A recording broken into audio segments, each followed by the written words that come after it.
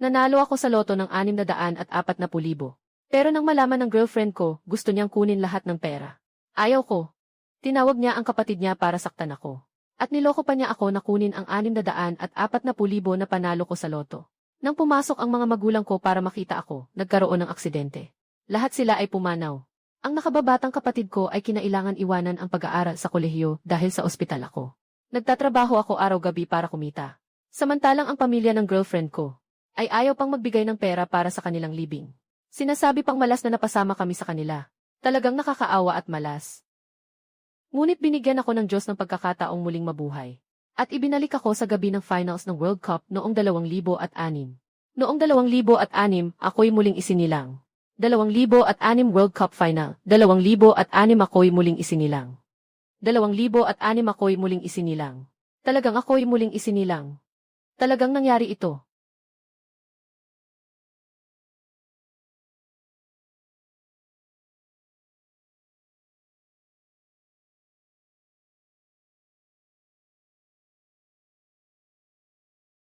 Hoy! Luyo Ansaw, nasaan ka na? 3 tawag na ang ginawa ko, hindi ka sumasagot. May kailangan ba? Bukas ng tanghali, alas 12. Sa Shangri-La Hotel. Kailangan kang makilala ng mga magulang ko. Magsuot ka ng maayos. Huwag mo akong ipahiya. Lahat ng kasamaan sa nakaraan ay nagsimula sa hapunang ito. Mahigit 20 na kamag-anak ang magkakasama sa 2 malaking handaan. Isang kainan lang, naubos agad ang mahigit 10,000 kong ipon. Si Mama Wanglan, nakangiti pa.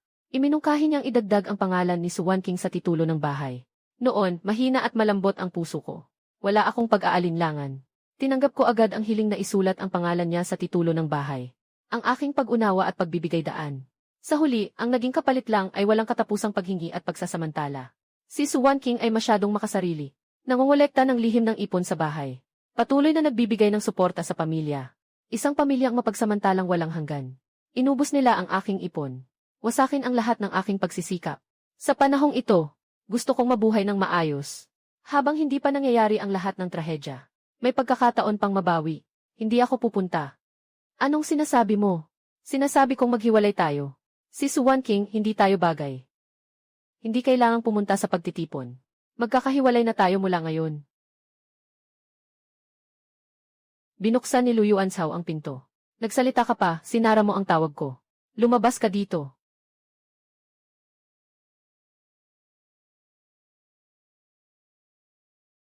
Babae, kung maingay ka, tatawag ako ng pulis. Bibilang ako hanggang 3. Kung hindi ka palalabas, sisirain ko ang pinto mo.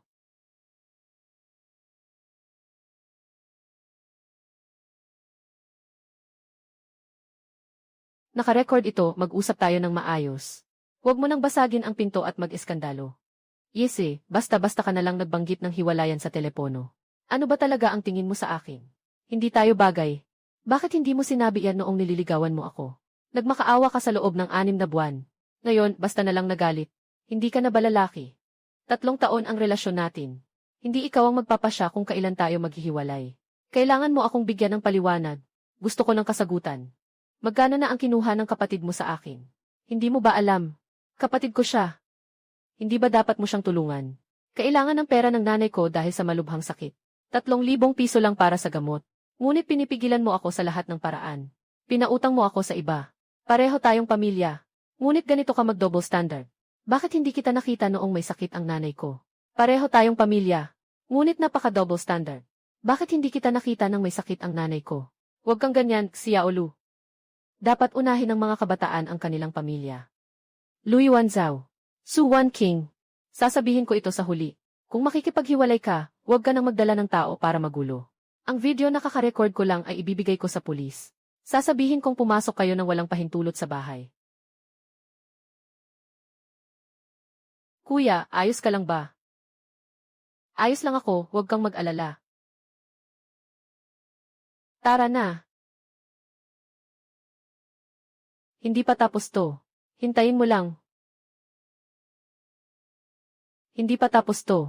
Hintayin mo. Kuya. Kamusta ka? Sabi ko na, okay na ako, ikaw naman.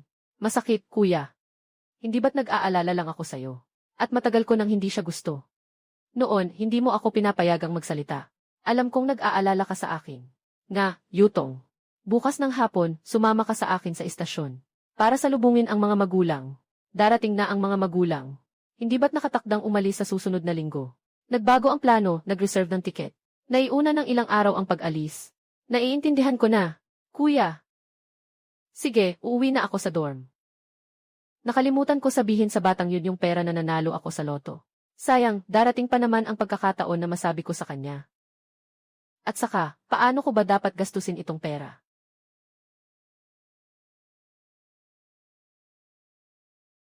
Hello. Kuya, maglalathala raw ang publisher ng libro ko. Nakita ng Kingyao Literary Publishing ang aking Summer Wind Against the Current. Sadyang nakipag-ugnayan sila sa akin. Sinabi nilang may mataas na halaga ang aking manuskrito para sa paglalathala. Noong nakaraang buhay, nakatanggap din si Yutong ng ganitong email. Ngunit noong panahong iyon, ako ay labis na nababahala dahil sa pamilya ni Suwan King. Wala akong oras para isipin ang tungkol sa sarili ng kapatid. Nasa isang bagong sitwasyon. Ang mga may akda ay naakit sa mga kondisyon na ito. At pumirma ng isang napakahigpit na kontrata, na may royalty na 5% lamang. At ang karapatan sa adaptasyon ay permanenteng nabili. Ibinenta ang aklat ng mahigit 40,000 kopya. Ngunit ang kapatid na babae ay nakakuha ng wala pang 20,000 yuan. Ipadala mo sa akin ang email para makita. Sige, kuya.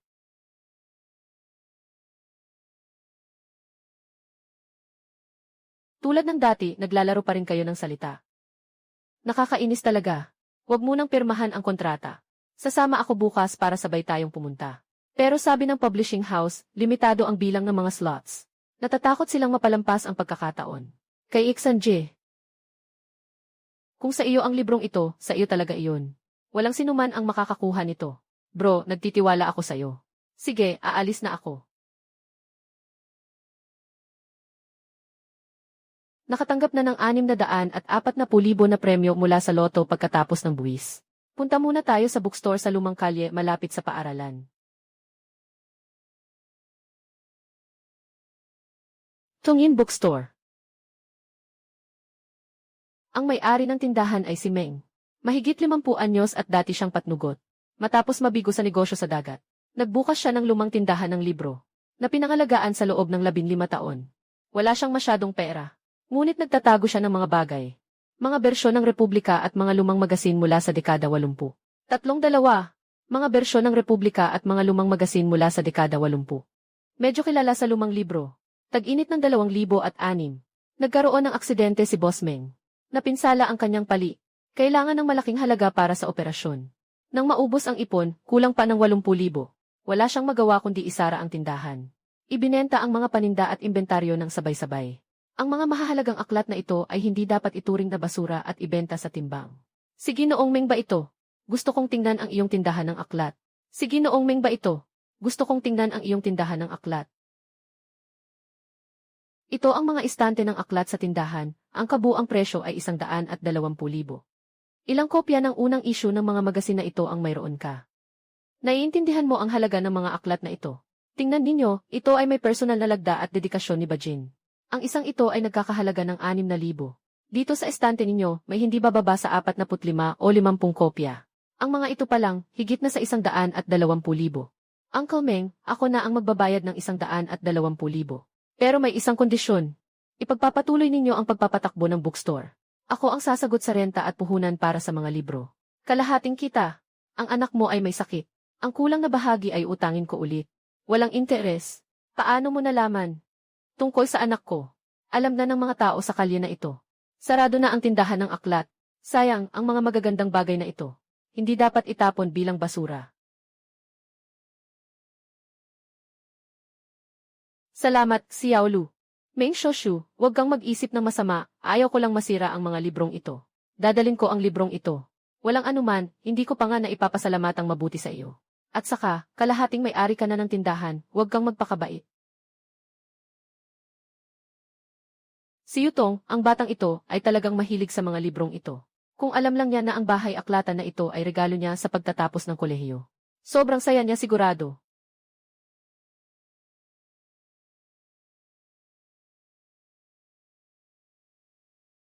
Ginoong Luyutong, nabasang mabuti ang iyong artikulo.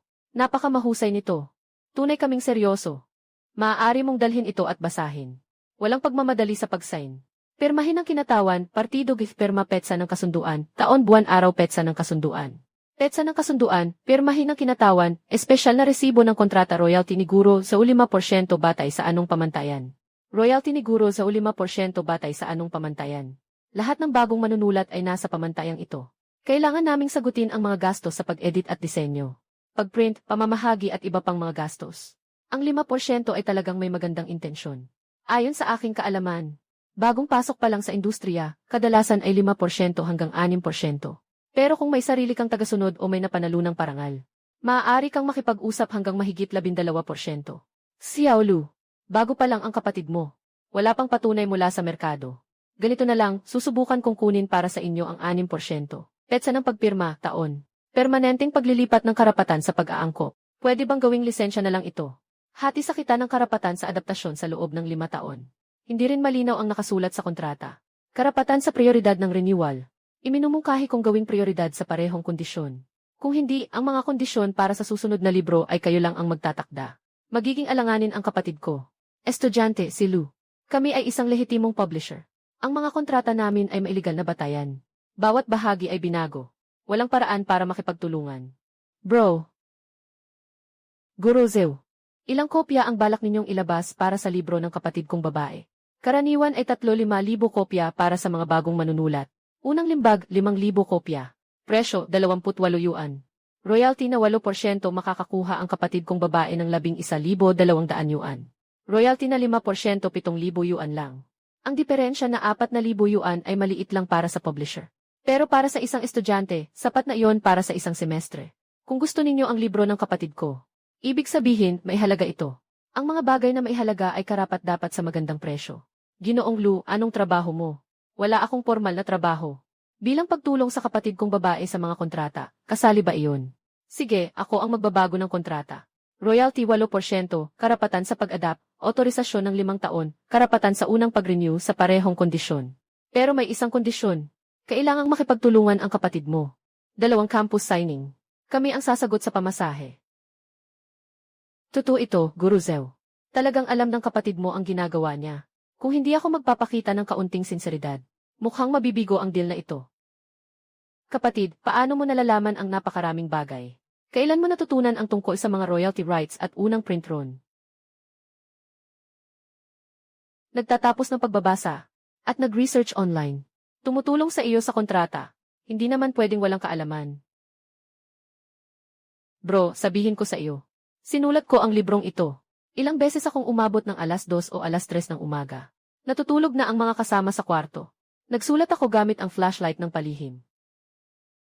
Alam ko. Paano mo nalaman? May ginawa ako noon at umuwi. Nagtatangkang uminom ng tubig ng 2:00 o 3:00 ng umaga. Nakita kitang masigasig na nagsusulat. At tuwing ikaw ay walang tulog, nakakakain ka ng 3 bao sa almusal kinabukasan. Normal na kumain ng 1.5. Hihi! Kuya, kahit ito naaalala mo. Parang hindi ka nakatulad dati. Dati, lagi kang maingat. Ngayon, parang hindi ka na natatakot. Huwag masyadong mag-isip. Bumalik ka na at isulat ang libro mo. Ipakita mo agad sa akin ang kontrata pagdating nito. Kuya, alam ko na. At saka, huwag mo na akong tatapikin sa ulo. Hindi rin niya alam kung paano maghinay-hinay. 300 taon na ang nakalipas ng bilhin ni Yuan Mei ang hardin na ito. Pinangalanan niya itong Suyuan. Mamuhay ayon sa sariling kagustuhan. Hindi nagtrabaho sa gobyerno, hindi sumipsip sa mga makapangyarihan. Nagsusulat ng libro, nagtuturo. Nagtatanim ng bulaklak, umiinom ng alak. Namumuhay ng mas malaya kaysa sa iba. Ang bagong tindahan ng libro ay tatawaging Sway. Sa mga darating na araw, dapat mamuhay ng mas ayon sa sariling kagustuhan. Lahat ng gusto kong protektahan, mapoprotektahan ko. Lahat ng gusto kong gawin, magagawa ko. Sapat na iyan. 0368861. 0368861. Unang beses kong narinig ang pangalang Chen Mingyuan. Bago magsara ang Jiangshan Building Materials Factory. Noong taglamig na iyon. Isang ulan na may halong nyebe. Nanghihina ang lamig sa buto. Kuya, bakit ka nandito? Baka hindi ka pa kumakain ng almusal, di ba? Kuya, tulungan mo akong kunin ito, ano ito? Ito ang aking thesis. Sabi ni Ginoong Chen. Maaaring mailathala sa pangunahing journal. Sa buong kolehiyo, ako ang. Ano ang tingin mo kay Ginoong Chen? Tanong, Cheng Yuan, kumusta sa'yo ni Teacher Chen? Napakabait niya, sabi pa niya. Lu Yutong, may talento ka, wag mong sayangin. Tara na, umuwi na tayo. Kuya, masarap ang siopao. Nakatayo lang ako sa pwesto ko. Pinanood ko ang kapatid kong babae na tumatakbo papasok sa pasilyo. Unang beses kong nagkaroon ng impresyon sa pangalang Chen Mingyuan. Nang pumunta ako sa Universidad ni Yutong para magdala ng mga dokumento, narinig ko ang pag-uusap ng dalawang estudyante. Alam mo ba, nagkaproblema ang database ng non-heritage ni Teacher Chen. May nagreklamo na hindi daw tama ang ginagawa niya sa akademya. Ano nang nangyari? Bakit daw hindi tama ang ginagawa niya? Sinasabing kinopya niya ang datos mula sa ibang bansa. Talagang kalokohan. Lahat ng datos ay mula sa kanyang koponan, na naglakbay mula sa isang nayon patungo sa isa pang nayon. May mga nayon na walang daan. Kaya naglakad siya papunta roon. Siguro Chen na 62 taong gulang ay naglakad ng 4 na oras sa bundok. Yung mga tao ay gustong agawin ang proyekto ni Guru Chen. Tahimik lang akong nakikinig. Madami na akong naranasan na ganito sa pabrika. Naalala ko rin ang dati kong sarili. Naalala ko rin ang liwanag sa mga mata ni Yutong. Magandang araw, Professor Chen. Ako si Lu Yuansao, kapatid ni Lu Yutong. Nais ko sanang anyayahan kayong uminom ng tsaa. Bukas, 3:00 ng hapon. Ang opisina ko. Hindi lang ako tumutulong kay Chen Mingyuan. Tinutulungan ko rin ang dati kong walang magawa na sarili. Umupo. Hindi ako umiinom ng tsaa. Ano ang iniinom ninyo? Mainit na tubig. Ang propesor na ito ay tila malamig at malayo sa pakikitungo sa iba. Naalala ko ang mga nakaraang buhay. Noong nasa ospital ako, nagkaroon ako ng 3 pagkakataon na makilala si Chen Mingyuan. Noong panahong iyon, si Yutong ang nagdadala ng pagkain kay Chen Mingyuan. Ngunit ang may malubhang karamdaman na si Chen Mingyuan ay hindi na makapag-isip ng maayos. Hindi niya nakilala ang sinuman. Totoo ang datos. Sa mga seryosong usapan, maganda ang sulat ni Yutong. May talino ngunit maluwag ang estruktura. Gusto kong pag-usapan ito. Hindi ko lang gusto makipag-usap sa iyo tungkol sa iyong digital na proyekto sa Intangible Cultural Heritage. Paano mo nalaman ang tungkol sa proyektong ito? Narinig kong tapos na ang iyong paunang pananaliksik at digital na pagkolekta. 80% na ang natapos. Nakaayos na rin ang database architecture. Ang buong teknikal na plano at pagsusuri ng halaga ng proyekto. Nasa mga 20 milyong piso ang halaga. Ano ba talaga ang gusto mong sabihin? Ano ba talaga ang gusto mong sabihin? May nagtanong ba sa iyo kamakailan tungkol sa pagbili? May isang kumpanya sa probinsya na gustong bumili. Nag-alok sila ng 3 milyong. Nang tanggihan niya, nagbago ang paraan ng kabilang panig at nag-report ng liham para sa investigasyon at suspensyon. Unti-unting pinatay siya. May kinalaman ang Zuoran culture. Paano mo nalaman na hindi masyadong malinis ang kumpanyang iyon? Karaniwan, unang pinag-uusapan ang proyekto ng pagbili. Kapag hindi nagkasundo, gumagamit ng mga taktika. Professor Chen, ang lahat ng orihinal na backup ng data ng iyong pananaliksik. Mga timestamp at orihinal na kasunduan ng mga kasamang unit. Mas mabuting itabi ng hiwalay at ilagay sa sistema ng mga tala ng paaralan. Para sa seguridad. Sino ka ba talaga? Bakit mo ako tinutulungan? Isa ka bang estudyante sa paaralan? O isang negosyante? O may iba ka pang pagkatao? Ako ang kapatid ni Lu Yutong. Isa rin akong hindi gustong makakita. Nakikita ang mabuting tao na nananatili sa kanyang prinsipyo. Ang mga ordinaryong tao na inaapi at niloloko ng walang awa. Mas matalino ka pa kay Yutong. Salamat sa papuri. Nabanggit ni Professor Chen na isang araw si Yutong ay nagsabi sa akin tungkol sa isang bagay. Pumunta siya sa opisina mo para hanapin ka. Nakita ka na nag-iisa na inaayos ang mga aklatan. Hinuhugot ang mga libro isa-isa. Maingat na nilinis ito. Tapos inayos at ibinalik. Tahimik lang siyang naglinis buong hapon. Sabi ni Yutong, isang bagay lang daw ang ginawa ninyo sa buong buhay ninyo. May kilala akong isang tao. Kagaya ninyo siya. Isang bagay lang din ang ginawa niya sa buong buhay niya. Pinakatumpak niyang hinahalo ang konkreto. Pagkatapos ay nagsara ang pabrika. Siya ang unang natanggal. Noong araw na umalis siya, wala akong nasabing kahit ano. Pero sa pagkakataong ito, hindi na ako mananahimik. Lalaban ako.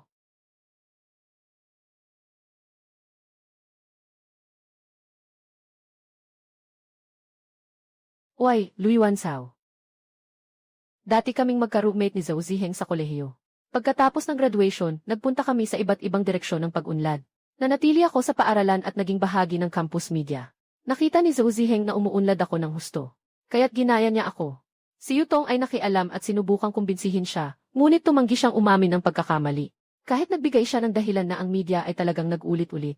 Kalaunan, sumulat si Yutong ng isang artikulo na nagbansag sa insidenteng ito. Naramdaman ni Zhou Ziheng na siya ay nahihiya sa harap ng marami. Mag-umpisa ng magpasabog ng kasinungalingan, magdumi, magpasikat ng masamang review, magtapo ng dumi at maghiganti. Narinig ko na binili mo ang Tongyin Bookstore, magkano ang ginastos mo? Hindi ito tungkol sa'yo. Huwag namang ganito ka malamig. Kamakailan lang, nagsimula rin ako ng negosyo tungkol sa campus media. Baka pwede tayong mag-collaborate. Hindi tayo magka-partner, hindi bagay. Sige na. Narinig ko na maganda ang kingtong shoe mo. Plano ko ring gumawa ng katulad niyan pagdating ng panahon.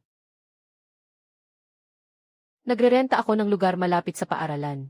Mas malaki ito kaysa sa dati. Kumusta ang trabaho? Ayos lang. At yung batang babae noong nakaraan.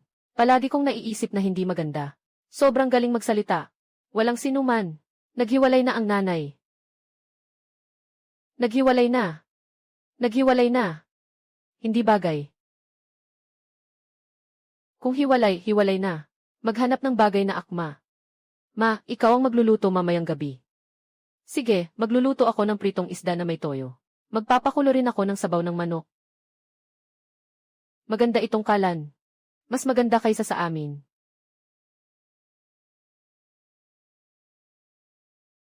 Ikaw ba ang kumuha ng bookstore na iyon?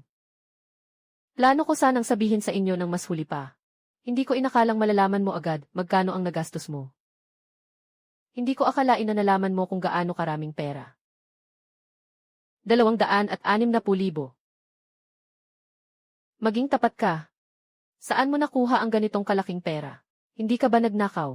Tatay, paano naman mangyayari yon? Nanalo ako sa loto. Nabawasan na ang legal na buwis. 1,6,5,6,6,1,7,7 nakatanggal na ang mga legal na buwis. 1,6,5,6,6,1,7. Nagtagal ako sa lipunan ng ilang taon.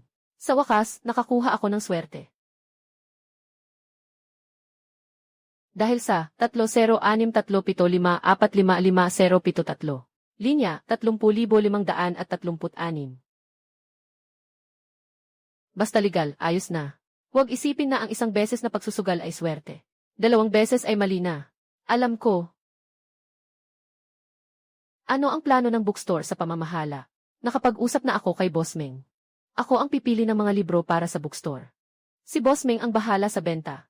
Mas mahusay kaysa sa tatay mo. Kapatid, pupunta ako dito araw-araw para kumain. Mag-ambag ng pondo para sa pagkain. Kaya't ilalagay ko ang sarili ko dito. Walang halaga ang ibinibigay mo.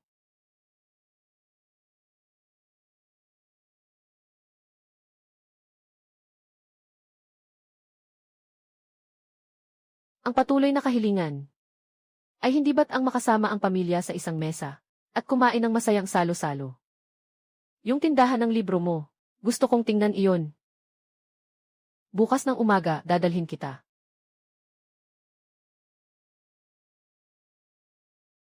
Sasama rin ako, hindi ko pa nakikita ang tindahan ng anak. Sa buhay na ito, may bookstore. May kapatid na babae, may mga magulang. May mga alaala pero hindi mabigat. Sapat na ito. Mali ang nakasulat sa iyong karatula. Ang suyuan ay Hardy ni Yuan Mei. Ang tindahan ng mga libro, ang suyuan ay pag-aari ni Yuan Mei. Ang tindahan ko ng mga libro ay nasa Nanjing. Ang tindahan ko ng mga libro ay tinawag na suyuan Yuan Mei. Pumayag ka ba? Ginoo Yuan. Hindi siya papayag. Sa gabi, nagpasabi siya sa akin sa panaginip. Sasagutin ko ulit, haha. Medyo interesting. Saan nakuha ng boss ang kopya ng unang issue ng nobelang ito? Ito pala ay mula sa inventaryo ni Boss Meng ng Tongyin Bookstore. Kay Mang Meng ito. Handa siyang magbenta. Hindi ito pagbebenta, ito ay pakikipagtulungan. Magkano? Ibigay mo ang presyo. Walang problema sa akin kung mababa ang alok ko. Kung mababa ang presyo, hindi ko na lang ibebenta. Hihi! Presyong tama, hindi ka maluloko. Sige, sabihin mo. Ang apelyido ko ay Gu Guhuayuan. Maganda ang bookstore mo. Maganda ka rin. Pagkaalis ng matanda, naisip ko ang isang katotohanan. Ang mga tunay na may kakayahan ay hindi umaasa sa mga pakinabang para mabuhay. Kuya, pumirma na ako ng kontrata. Ito ang huling bersyon ng kontrata mula kay Guru Zhou. 8% royalty, 5 taong pahintulot sa pagbabago. Binago rin ang karapatan sa renewal. Sabi ni Guru Zhu, maaaring mailathala na ang libro sa susunod na buwan. Tingnan mo, okay ba? Pirmahan mo. CJ. Lu Yutong. O nga, kuya. Yung si Zhou Zaiheng.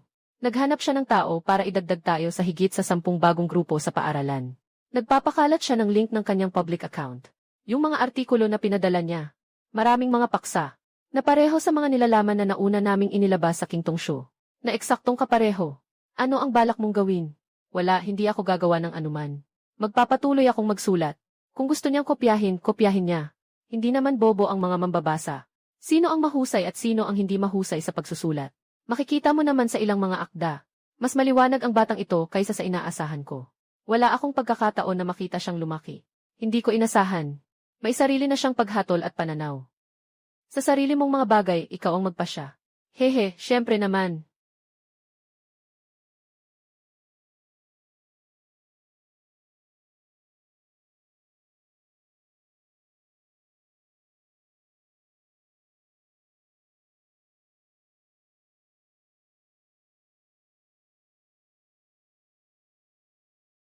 Iguan, Deputy.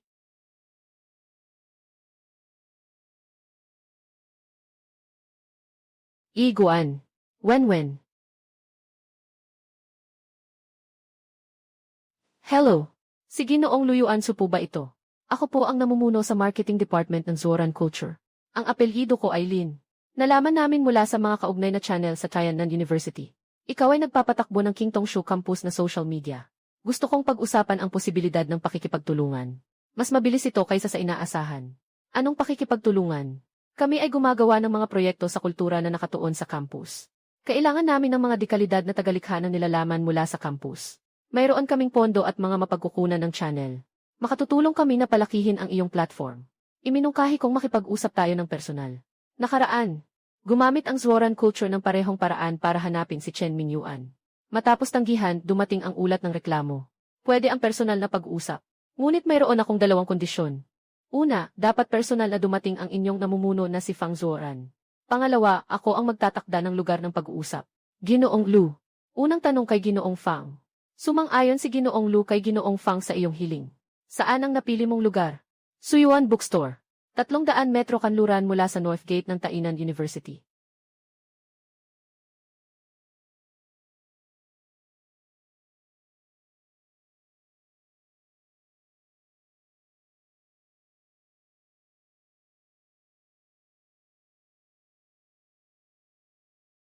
Matagal na kitang gustong makilala, Ginoong Lu.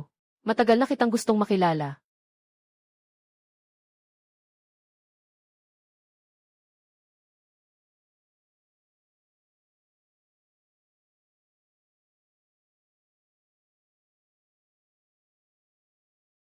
Ang tindahan ng aklat na ito ay may sariling karakter. Ngayon, kakaunti na ang mga kabataan na handang magtayo ng pisikal na tindahan ng aklat. Parang hindi si Ginoong Fang nandito para sa tindahan ng aklat. Talagang matalino si Ginoong Lu. Kaya't pag-usapan na natin ng direkta. Gusto naming bilhin ang account at team ng Kingtong Shu. Ang lahat ng karapatan sa nilalaman na nalikha sa kasalukuyan ay 300,000. Ayaw ibenta ni Kingtong. Maaari bang malaman ang dahilan? Ang account na ito ay ginawa namin ng kapatid kong babae. Hindi ito negosyo. Kung magbabago ang isip, makipag-ugnayan ka sa akin anumang oras. Kung magbabago ang isip, makipag-ugnayan ka sa akin anumang oras. Tama, hindi kilala ni Ginoong Lu si Professor Chen Mingyuan. Interesado rin kami sa proyekto ng Intangible Cultural Heritage na hawak niya. Kung may pagkakataon, tulungan mo akong ipakilala. Lubos akong nagpapasalamat kay Kiao. Ang taong nagtulak kay Chen Mingyuan sa kamatayan sa nakaraang buhay ay ang lalaking ito na mukhang mabait at walang mali siya kapag ngumiti. Hayaan mong ang kultura. Kuya, sino yon? Kanina, may nakita akong taong lumabas mula sa tindahan natin sa may pintuan. Nagdadrive ng itim na Audi. Nag-usap tungkol sa kooperasyon. Hindi natuloy. Oh.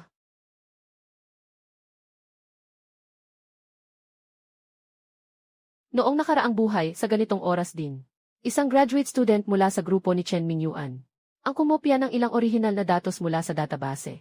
At ibinenta ito sa Zoran Culture. Ang pangalan ng graduate student ay Zhongli.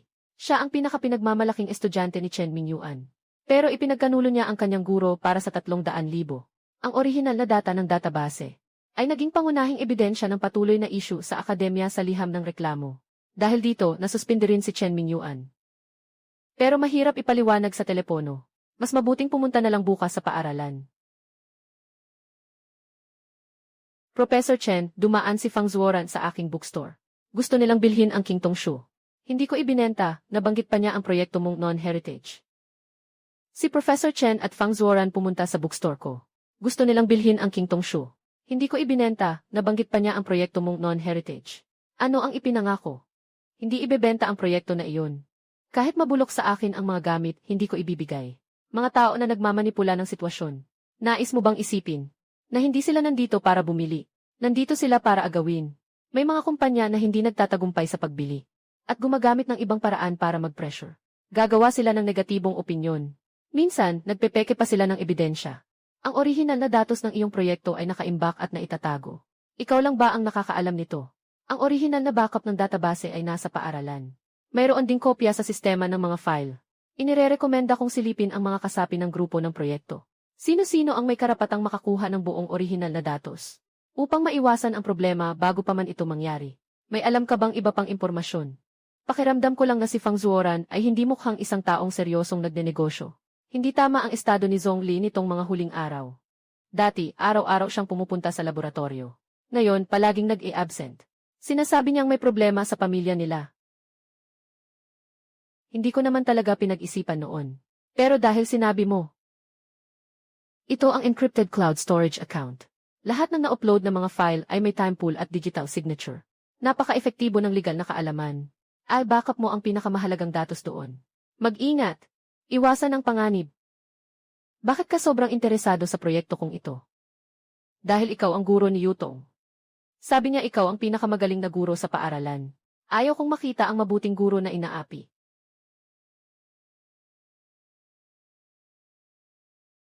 Nang hapon, bumalik ako sa tindahan ng libro para ayusin ang mga lumang libro. Ang mga lumang librong ito ay mga koleksyon na ibinenta ng mga anak. Matapos pumanaw ang retiradong propesor. 6 na kahon ng papel. Binili ko ang lahat sa halagang 2,000. Isa-isa kong kinuha ang mga libro.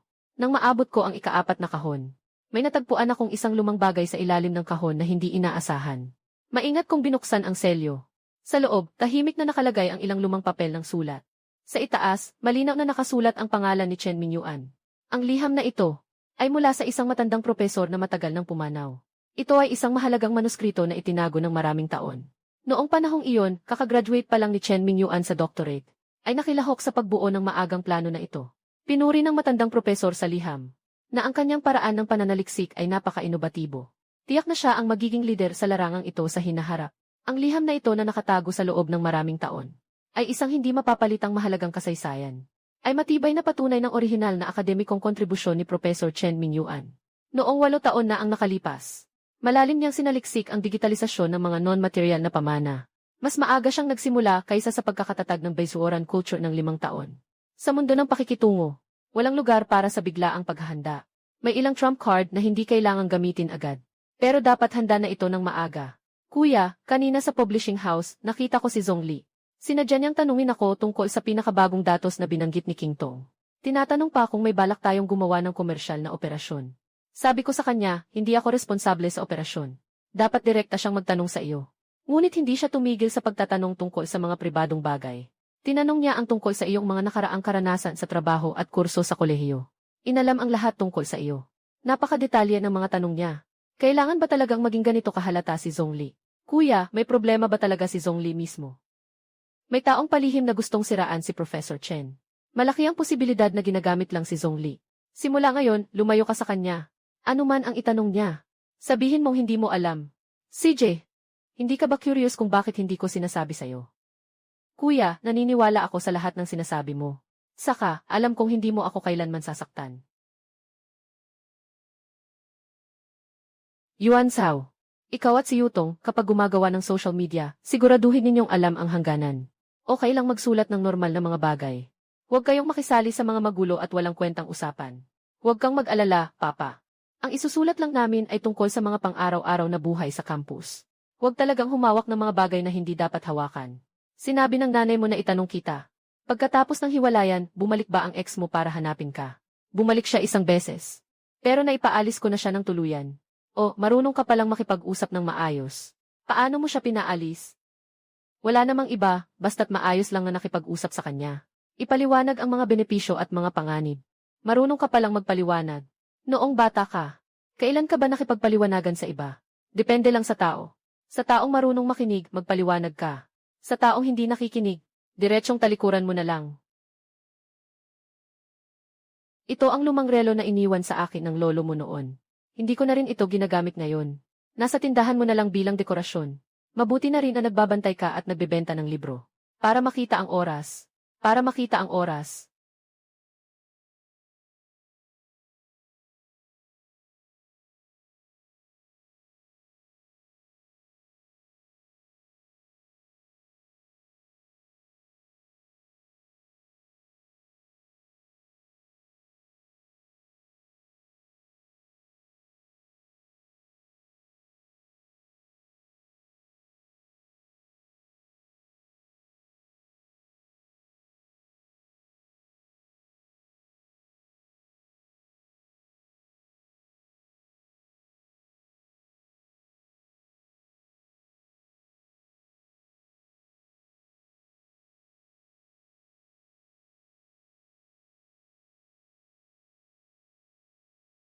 Oy, kuya. May malaking problema. Mag-login ka na sa computer at tingnan ang grupo. Sobrang malamig siya sa akin, talagang walang pakialam, at ang kanyang mga tao ay nag-aalala, siya ay isang mister. At hindi pa rin. Sobrang malamig siya sa akin, talagang walang pakialam, at ang kanyang mga tao ay nag-aalala, siya ay nagbabalat ng ngiti, walang ibang nakakaalam. At hindi pa rin. Lahat ng ito ay mula sa organisasyon na nagdudulot ng pagkakautang sa mga tao. Pahina 176, nakakaawa. Talagang napakainep ng mga tao. Sobrang katawa-tawa. Huwag munang umuwi, Yutong. Asul, mas lalala pa ang pagkakabasag. Isilid, naiintindihan ko na.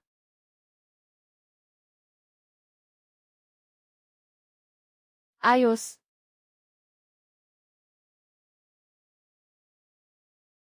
Sa nakaraang buhay, natutunan ko ang isang bagay.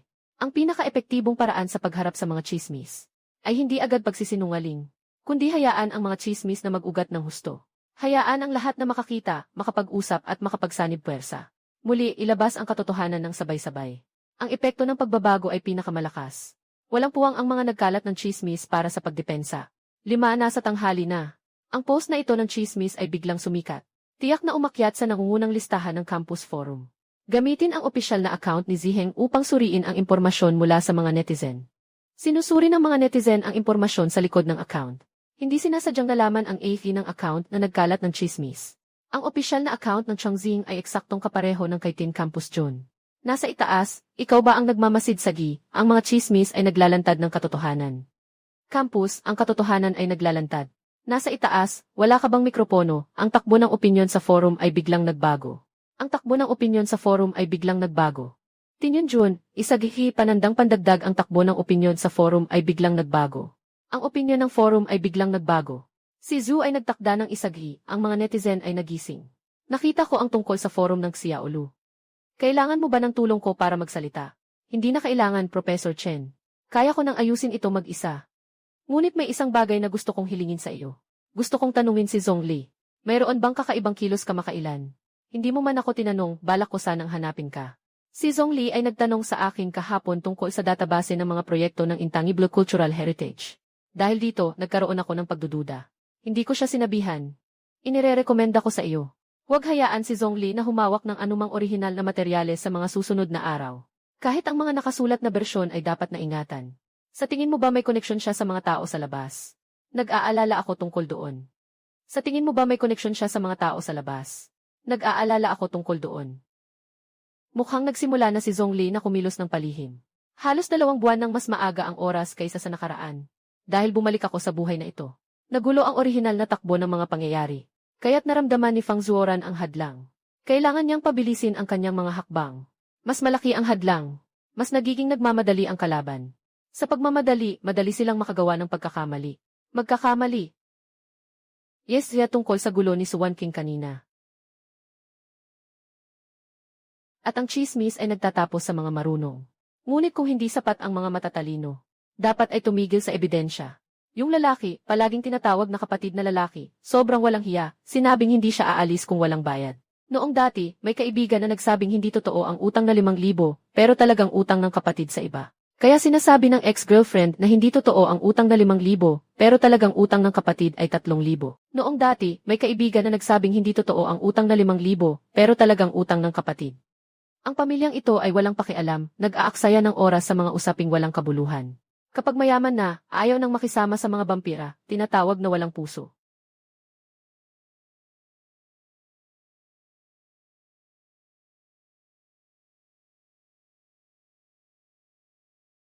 Ngayon, sobrang mababa na ang halaga ng pagkalat ng mga chismis. Kailangan lamang ng iba ng 1-0 minuto para gumawa ng peking kwento. Ngunit ang biktima ay kailangang gumugol ng maraming oras upang patunayan ang kanilang kawalang sala. Ngunit may mga tala na nananatili sa mundo. Mga bakas ng salita at kilos. Kapag naiwan na, hindi ito kailanman mawawasak ng masama. Hindi ito mawawasak ng masamang hangarin 202 taon, buwan ng 5, araw ng 19. Ang petsa ay Setyembre 5, 2022, hindi kailanman mawawasak ng masama.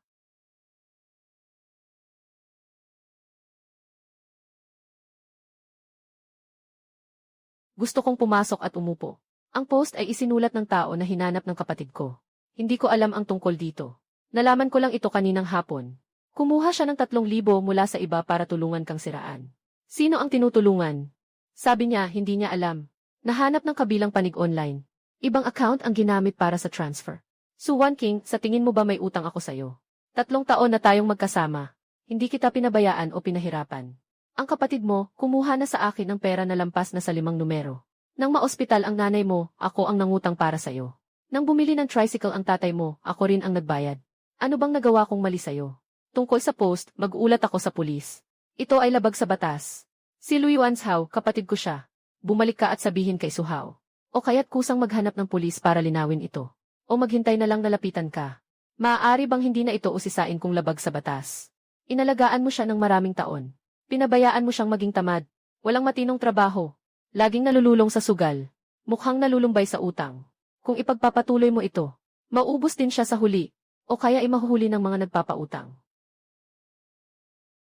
Nakaraang buhay. Sa wakas ay naunawaan ang tao. Minsan, kapag mas marami kang tinutulungan, mas nagiging karaniwan ito. Tanging sa simula pa lang dapat ay malinaw ang hangganan. Ito ang tamang paraan ng pakikitungo. May nangyaring masama kay Xiaolu. May mga tao mula sa Health Bureau na nagulat na nagbebenta tayo ng pirated. Diretso nilang isinara ang Tongyin Bookstore. Nagsagawa sila ng investigasyon ng mahigit 1 oras. Wala silang natagpo ang pirated na kopya.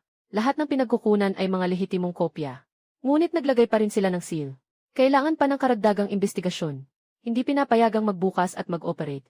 Ang mga pirated na bersyon ay dapat saklawin ng Cultural Law Enforcement Team. Kung makikialam sila sa ibang larangan, maliwanag na mayroong taong sinasadya ang paghihirap. Sadyang pinapahirapan ang mga tindahan ng libro para alagaan ang anak na nasadi. Tito Meng, ikaw na ang unang mag-alaga sa anak na nasadi. Ako na ang bahala sa mga bagay dito. Mayroon bang taong sinasadya tayong targetin sa likod? Malaki ang posibilidad na. Huwag kang mag-alala. Kaya kong ayusin ito.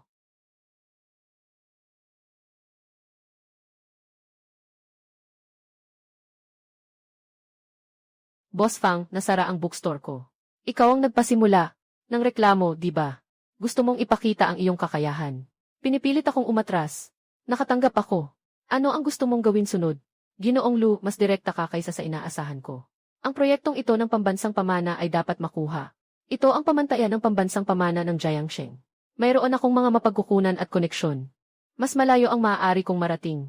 Ang hawak ni Professor Chen ay talagang sayang. Para ba sa proyekto ang iniisip mo? O para sa sarili mong interes? Huwag mong gamitin ang pagiging makatarungan para makipagsagutan. Marami na akong nakilalang katulad mo. Sa huli, dinudurog lang kayo ng realidad. Walang dahilan para umabot pa doon. Tapos ka na ba? Ako naman ang magsasalita.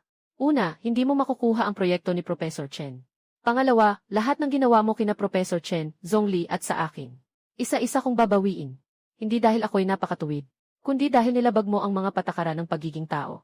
Hindi dahil ako'y napakatuwid, kundi dahil nilabag mo ang mga patakaran ng pagiging tao. Mga patakaran ng pagiging tao. Walang silbi ang tapang lang. Sa harap ng tunay na lakas, wala iyong halaga.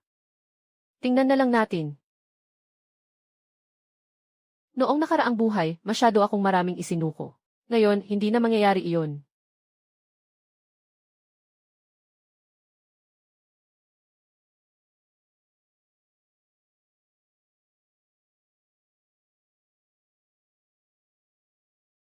Mukhang ang koneksyon ni Zhou Ziheng at Fang Zuoran ay matagal nang umiiral bago pa man ang iskandalo.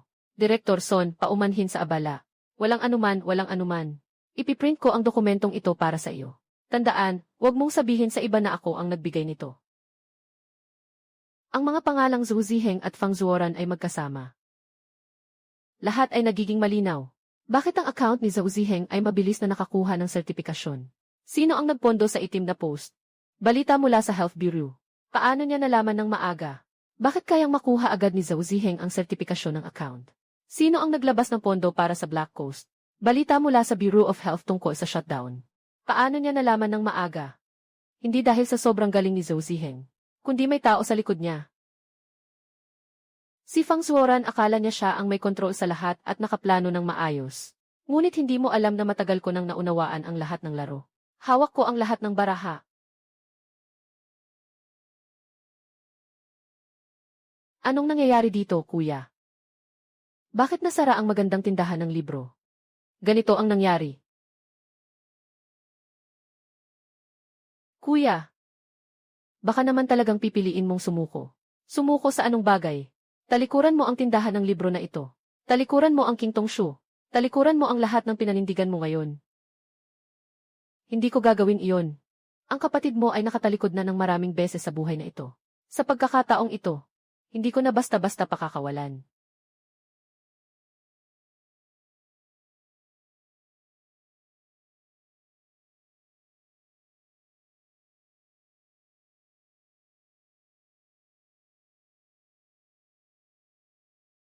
Kapatid, babasahan ko sa iyo ang isang bahagi ng bagong isinulat kong mga salita, okay ba? Nakakita ko ng isang tao na nagtatanim ng puno sa tagsibol. Pagdating ng taglagas, pinutol ang puno. Hindi siya umiyak o nagmura. Inalagaan lang niya ang lupa sa paligid ng ugat. Sabi niya, nandyan pa ang ugat. Pagkatapos, bumili siya ng bagong buto at muling itinanim ito. Hindi ko alam kung ang punong iyon ay tumubo pa. Pero alam ko, na ang taong nagtatanim ng puno ay hindi kailanman nagduda sa tagsibol. Kapatid, sa aking mga mata, ikaw ang taong hindi sumusuko, na may pag-asa sa pagtatanim.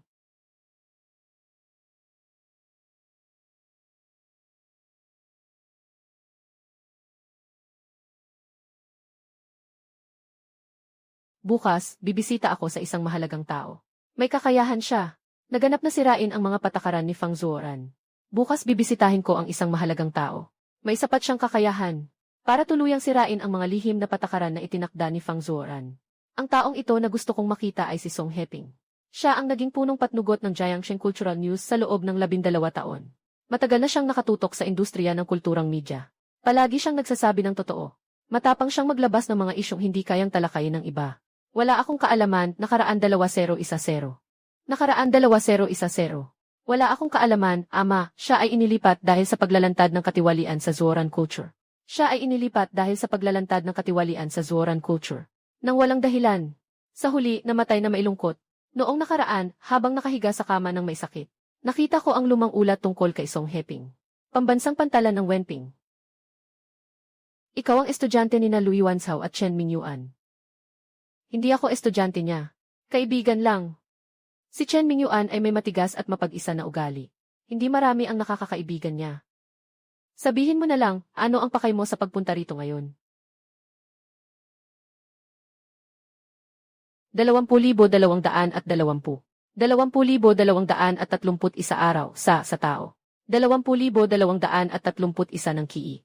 2022 taon 130. Tingnan ang mga ninuno, nagpadala ng kapareho na may kasamang pag-urong. Ikalawa, masamang ulat sa tindahan ng libro. Ikalawa, hindi sinasadyang 2024 taon 19 buwan ng paggamot. Ikalawa, hindi sinasadyang pad. Maaaring makasira ng ulat ng bahay. 3.2022 taon 150 buwan.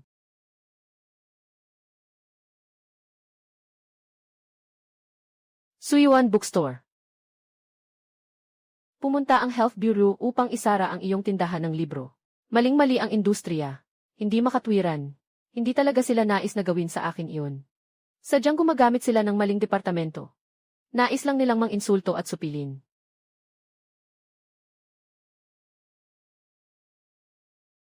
Ang mga detalyadong impormasyon at ebidensyang ito. Saan mo nakuha ang mga ito? Bahagi nito ay mula sa aking sariling karanasan. Bahagi nito ay nakuha ko sa sarili kong pagsasaliksik. At may bahagi ring ibinigay ng mga taong may kaalaman. Talaga bang naunawaan mo kung ano ang mangyayari kapag nailathala ito sa pahayagan? Alam mo ba kung ano ang ibig sabihin nito? Alam ko na ito ay magdudulot ng galit sa inyo. May mga puwersa at koneksyon sa likod nito. Hindi lang basta galit ang magiging resulta nito. Talaga bang naunawaan mo? Ang likod ng Zoran culture ay may kumpletong konteksto at mga ugnayan ba? Talaga bang naunawaan mo? Ang likod ng Zoran culture may kumpletong konteksto at mga ugnayan ba? Si Fang Zoran ay 33 taong gulang at may titulong mahusay na kabataan ng lalawigan bilang miyembro ng Kinki Association. Ang kanyang ama, si Fang Yuanda, ay may mataas na posisyon bilang vice-ulo ng Provincial Federation of Industry and Commerce. Malalim ang koneksyon niya sa loob ng probinsya. Magulo at masalimuot ang mga relasyon. Hindi ko inakalang napakadetalye at linaw ng iyong pribadong pagsisiyasat. Direktor Song, maaari ba akong magtanong? May anak ka ba? May isang anak akong babae. Nag-aaral siya ngayon sa kolehiyo. Kung sakali dumating ang araw, ang inyong anak na babae ay inapi at niloko ng walang dahilan. Ano ang gagawin ninyo? Kung kayo ang nasa kalagayan, gagawin ninyo ang lahat batas, opinyon ng publiko, koneksyon. Lahat ng paraan para tulungan siya. Kahit gaano pa kalakas o kataas ang katayuan ng kabila. Si Professor Chen ay hindi ko kadugo. Ngunit siya ang naging guro ng kapatid kong babae. Hindi dapat maipit ng maling akusasyon ang isang matuwid na tao. Tinutulungan ko siya batay sa tama at mali. Hindi sa pinagmulan. Kapag nagkamali, dapat siyang managot. Walang kinalaman ang estado ng pamilya. Kapag nagkamali, dapat siyang managot. Walang kinalaman sa pamilya o suporta.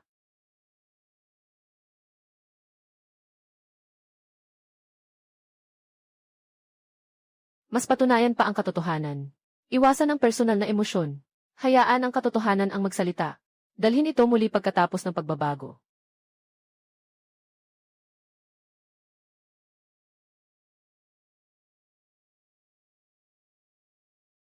Natapos na ang 3 araw ni Yuan Ziu. Nandito na ang sample, pumunta sa pahayagan para tingnan. Song Hee isa. Editor Song, wala ang pangalan ko sa ulat na ito.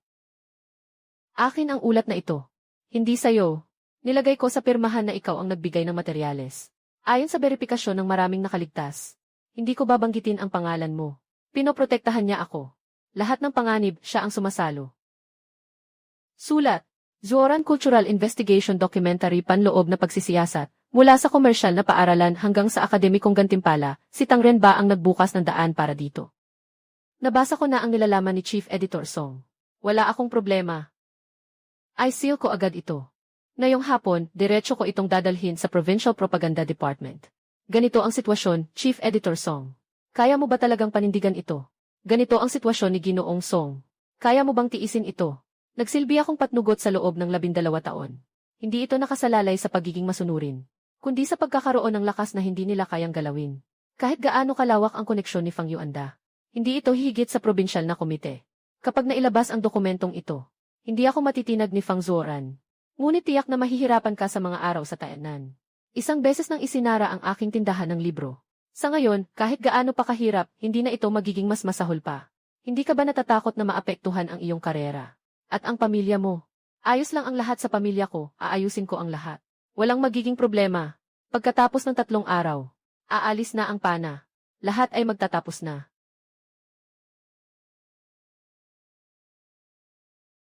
Sa loob ng 3 araw, Zhongli, malaki ang posibilidad na tatanungin ka ng mga tao ni Fang Zoran.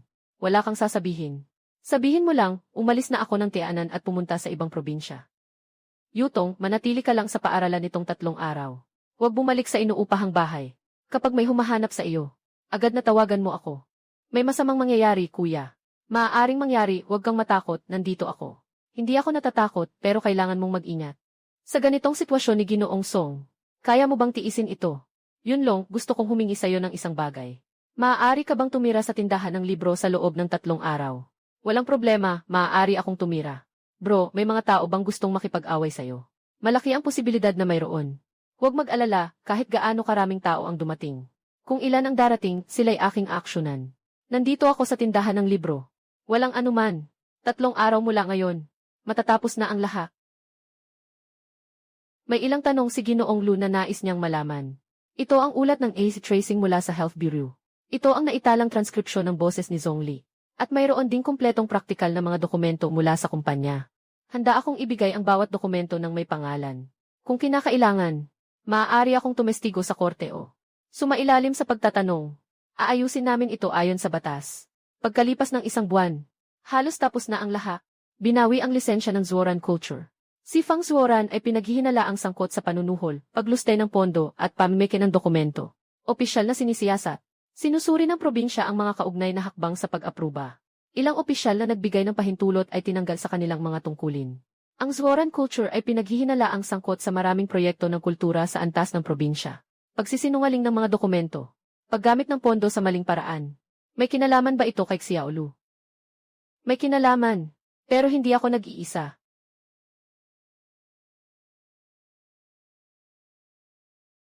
Kuya, nagdala ako ng prutas na alak at mga lutong pagkain. Hindi maganda ang alak na ito. Sobrang tamis, Gurugu. Nakita ko yung isinulat mo sa forum noong nakaraan. Maraming tao ang nagsabi ng magaganda tungkol sa akin sa mga nakaraang taon. Pero kapag ikaw ang nagsabi, naniniwala ako. Kuya, tumawag si Editor Zhao. Ang unang limbag ng Summer Wine Goes Against the Current na 8,000 kopya ay malapit nang maubos. Kailangan nating magdagdag ng 5,000 kopya. May isang mambabasa na sumulat ng liham, sabi niya nang basahin niya ang librong ito. Naalala niya ang pag-ibig niya noong kolehiyo. Sa buong buhay ko, hindi pa ako nakagawa ng ganito kahalagang bagay. 20 anyos ka pa lang. Mahaba pa ang buhay mo. Nabasa ko na ang librong iyon. Mas maganda ang isinulat ko kaysa noong 20 anyos ako. Ginoong Gu, ano ang isinulat mo noong 20 anyos ka? Nagsulat ako ng nobela at ipinadala sa mga publikasyon. Nag-imprenta ako ng 50 kopya at nakabenta ng 46. Nagbigay ako ng 1 kopya sa patnugot. Nagtira ako ng 1 kopya para sa sarili ko. Ano nangyari sa 2 kopyang hindi nabenta? Binili ko na lang ang mga iyon. Ha ha ha.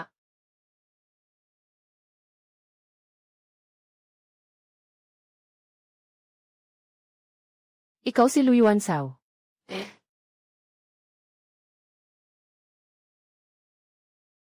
Ako si Fang Yuanda, ama ni Fang Zhuoran. Hindi ako nandito para makialam. Ito ang orihinal na pagsusuri na isinulat para sa komite ng probinsya. Ginoong Fang, ang salitang pasensya na. Dapat mong sabihin kay Professor Chen. Sa kapatid kong babae. Sa mga taong naloko ng Zhuoran Culture. Sapat nang sabihin mo ito sa kanila. Tama ka. Marami na akong nagawa sa buhay ko. Mga tama at mali. Ang pinakamaling bagay ay hindi siya tinuruan kung ano ang tama. Ano ang mali? Kapatid, kawawa ba siya? Hindi kawawa. Ang mga ginawa ng kanyang anak ay may kinalaman sa kanyang pagpayag.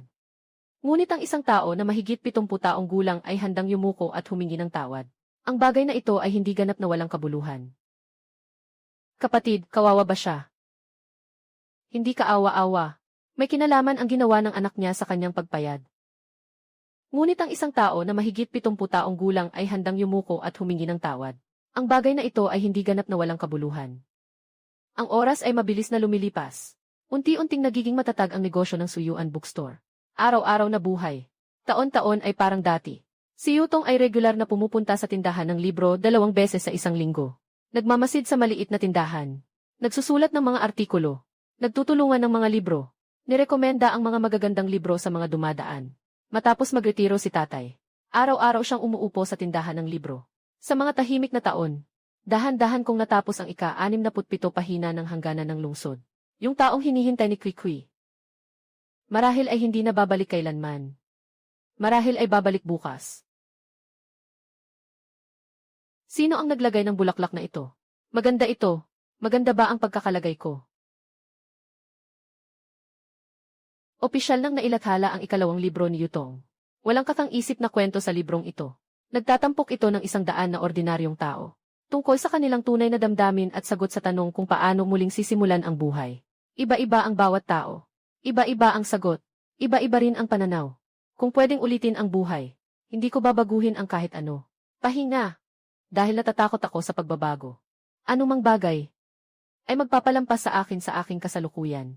Simpleng ilang salita na nagsasabi ng kabuuan ng buhay. At agad na tumama sa akin. Ika-29 na pagsasagawa ng palarong olimpiko ng tag-init. Sa Bird's Nest, formal na nagbukas. Bro, naaalala mo pa ba yung 640,000 na napanalunan mo sa loto noon? Naaalala ko, iyon ang pinakamaliit na premyo na napanalunan ko sa buhay ko. Yung 640,000, iyon ang pinakamaliit na premyo na napanalunan mo sa buhay mo. At ano ang pinakamalaking premyo? Ano? May kapatid akong babae.